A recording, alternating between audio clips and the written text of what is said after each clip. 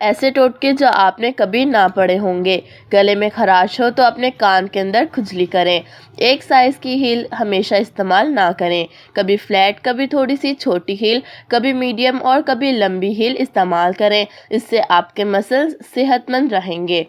کسی شخص کی بات سننے کے لیے دایاں کان استعمال کریں، کیونکہ وہ زیادہ بہتر اور تیز سننے کی صلاحیت رکھتا ہے۔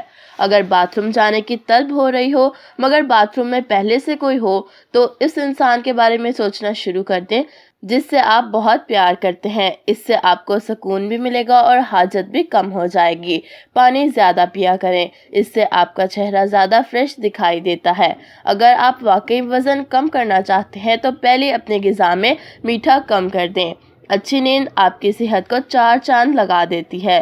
2 کھانوں کے درمیان وقفے میں پاپڑ، بسکٹ یا اور ایسی چیزیں نہ کھائیں۔ اس سے آپ کھانے کو بہت زیادہ انجوائے کریں گے اور آپ کا وزن، شوگر لیول اور بلڈ پریشر بھی کنٹرول میں رہے گا۔